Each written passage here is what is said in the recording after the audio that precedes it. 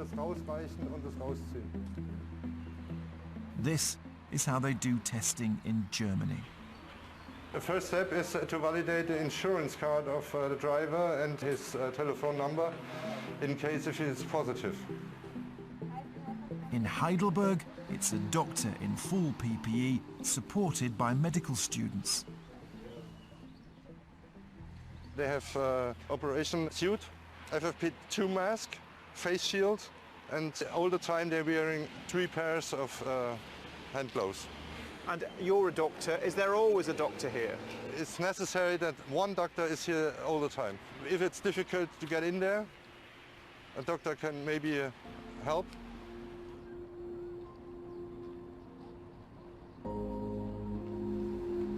And the system seems to be working.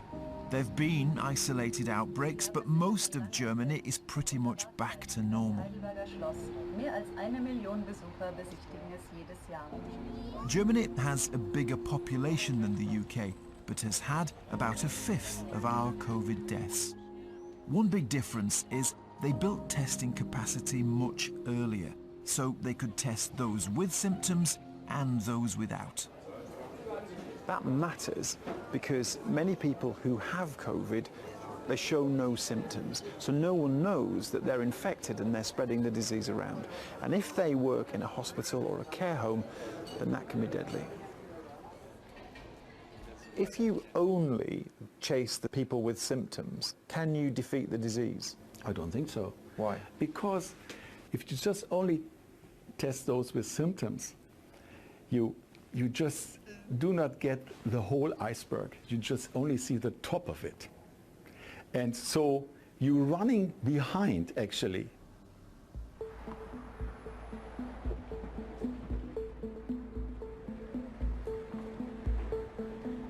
All of this should be no surprise to the UK. I've been here for 3.5, 4 years now. So that's our lab environment there. There's my office. Researchers at this top lab put out a warning back in April. So these are actual swabs, or what's come from a swab? That's right. This is the sort of residue from the swab. And the government was told about the risks. COVID-19 was different from other viruses and had a dangerous characteristic.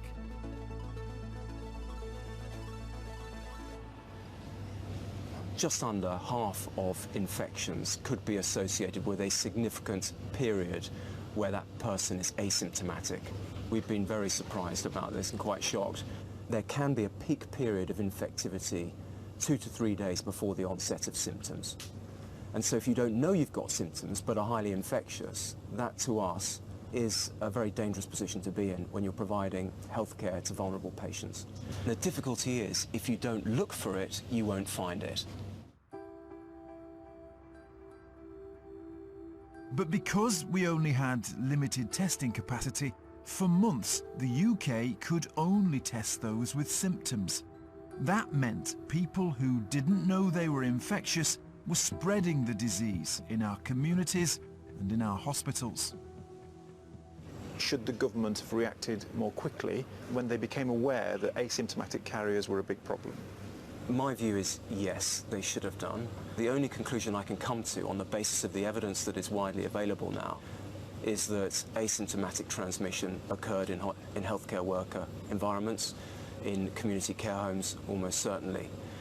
The numbers of deaths I would not be able to estimate, but I'm certain that deaths occurred as a result of this.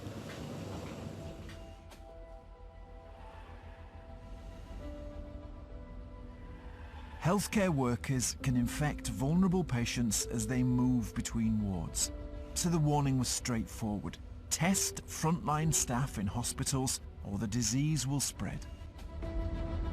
I think looking back, this is a major flaw that follows directly from a lack of capacity. And it goes back to this question of choice and prioritization, that if you had enough capacity, you wouldn't have to do.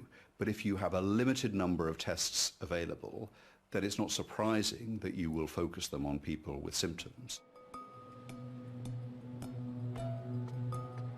The government says it's prioritising NHS staff and wants to introduce more regular testing. But routine testing still isn't widely available. You can't describe the testing regime as fit for purpose until you've got a regime that is able to consistently and regularly test all staff and all patients. And the really worrying bit is we don't have a clear plan and timeline of when we're going to get there.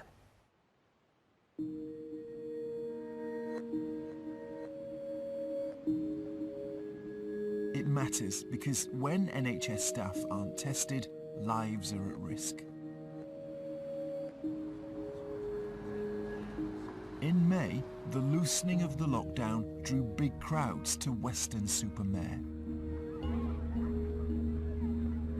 The local hospital was forced to shut for more than 2 weeks after being overwhelmed with COVID cases.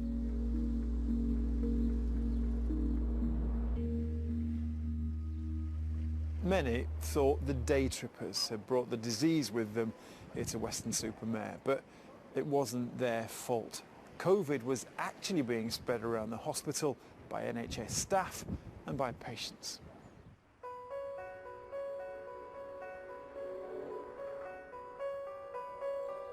Many staff didn't know they had the disease because they hadn't been tested and they didn't have symptoms. There wasn't easy access to testing and it was very, very hit and miss. The reality seems to be that the lack of testing meant that staff were going into work being exposed to the illness, and asymptomatic staff were still going about their work and quite innocently, you know, adding to that infection risk. And the lack of testing meant the hospital didn't know how widely the virus was spreading. Dad never had like a picture by himself, like it was always with family, one of us. Amar Diaz was a hospital worker who fell ill at the start of April. My dad is a very fun, loving, kind, gentle, humble man anyone can ever meet. Honestly, like me and Amy are just truly blessed by God that we had a dad like him. Amar's whole family are health workers, though we don't know where he caught COVID. He isolated at home, but was refused a test until he was taken to hospital. When he was taken to the hospital, I called my dad up and he said, I'm getting put on a ventilator, darling. I love you, I have to go because they want me, I need to go. Mom told us that the last she saw my dad was him waving kisses and saying goodbye to her. It was horrible, like horrible of a feeling. And at 9:30, the nurse said, he's gone. Said Minnie, he's gone. It's yeah, and it was like, what else can we do? To see like my dad walk out the door with his own 2 feet. He walked out on his own and he never came back. 6 weeks after Amar died, the hospital closed and all staff were finally tested. The results were shocking. 100 members of staff at this hospital were infected with the disease. And patients were infected too. We've discovered that in April there were 29 COVID-related deaths. In May there were 27. Amar died in April, but the hospital says his infection occurred before the outbreak and was unconnected. I know for a fact that my dad was taken care of very well by the hospital people. They all know my mum and dad. The only thing that could have been done, a lesson that could be, is for simple thing as a testing could have, if that was there, you never know what the outcome could have been. Western Hospital says it's tried to follow national testing rules and made significant efforts to minimise staff movements. The Trust is now undertaking a serious incident investigation and has commissioned a lessons learned review.